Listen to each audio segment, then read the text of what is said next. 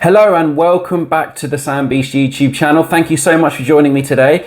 And we are going to be discussing the recent IBM licensing changes. Back in August, IBM announced that they were enforcing some licensing changes.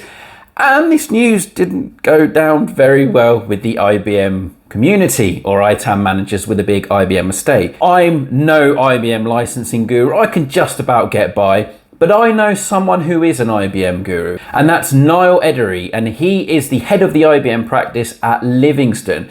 So I grabbed a few minutes of his time and created a series of videos to go through what these IBM licensing changes actually mean, how it impacts IBM customers, and how you can manage them moving forward. So grab a cup of tea, sit back, relax, and enjoy. Ultimately, this change was actually it was started to be made back last year. Last year, IBM updated the subcapacity page to state that ILMT would be a future requirement for VPC. So those of us in the know knew this was coming, right? To me, it's no surprise to most consultants who work in IBM in the IBM licensing space. It came up in May. They actually made the change to the subcapacity eligibility website where they said ILMT was now a requirement to utilize subcapacity licensing. So just for your viewers, subcapacity is where you license on the virtualization basis, not the physical basis. Okay, so it's a big impact. If you wanted to license on that subcapacity basis, so based on the virtual machines using a metric called virtual processor core, you now needed to have ILMT in place. The real impact of that change is not just ILMT. What it means is that the name of the metric just doesn't make sense anymore.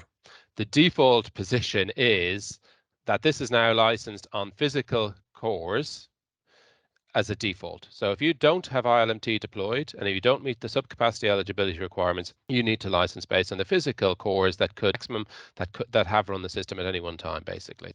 The word virtual in VPC just doesn't really make sense anymore.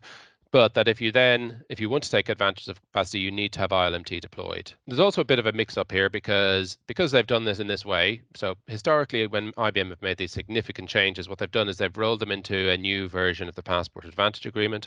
They've made that available a couple of months before they roll it out to their customers. And then as customers renew, those terms become applicable. And that's the right way to do things. It gives customers a chance to understand. It's well telegraphed for all of the customers, and it's subject to a commercial negotiation discussion.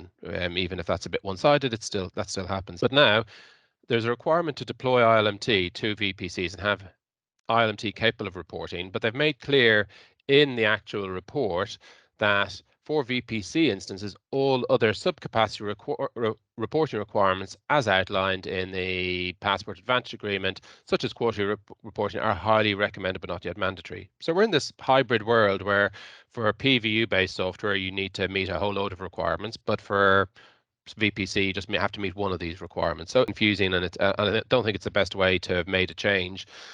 And that's before we get to the fact that made these changes back in May, then changed the website back in July. About a week after they made the change to the website, they released a news item on their software licensing page, which is a very good page. And then, there's a lot of good content there around licensing. But then the formal announcement happens on August 4th. So it just hasn't been done in a manner that's been conducive to good governance, basically. Now, as I sort of hinted at before, IBM typically, historically, have not had this problem.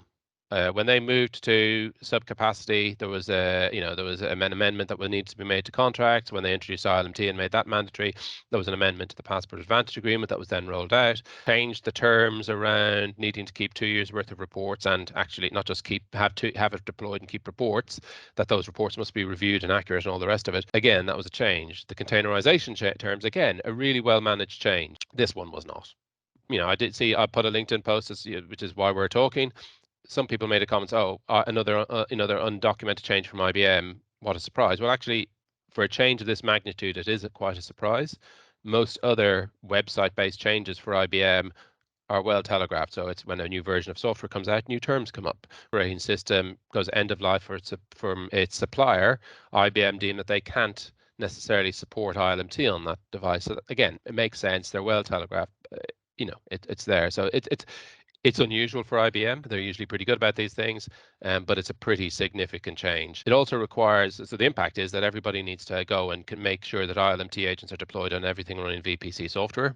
Most people probably have that happening already, but you need to make sure it's configured, monitored, and reported every month. That change to move things from PVU to VPC is actually quite a significant technical change within the system. You need to, either do it as a whole, so everything switches across, or in mixed mode environments where you've got a mix of PVU and VPC, which is what most customers will have. You actually need to go on a server by server basis and track that. And then as you make changes to your environment, end up with a surplus of PVU and a shortfall of VPC. You're still compliant, but you need to go in and you need to sort of rebalance everything with an ILMT. So there's a lot more work within ILMT for customers. Obviously, companies like Livingston and lots of other companies will help them do that. It is what it is. Now, probably the other thing I need to say, all of these reviews are my personal views. Obviously, not necessarily the views of Livingston. My point of view, bit of a shoddy change by IBM. It increased the workload for customers, hasn't been well managed, unlike a lot of their other big changes.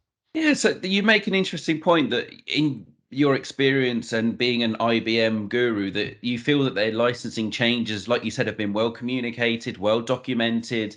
They've given customers time to understand what the changes are, how they'd impact them.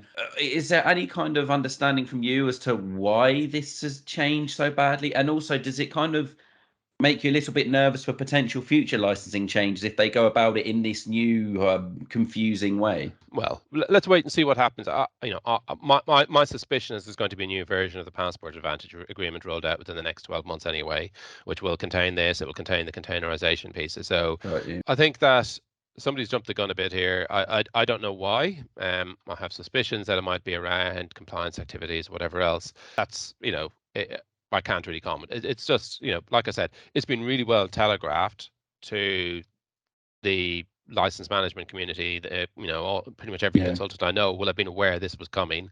People like Paul Matz from Anglepoint had wrote LinkedIn articles on it back in May when the website change was made. We wrote articles on it back when the first website change was made. So there's a lot of telegraphing, but procurement people, DBAs, tech people don't read that basically. So yeah, that's probably the biggest challenge here from this.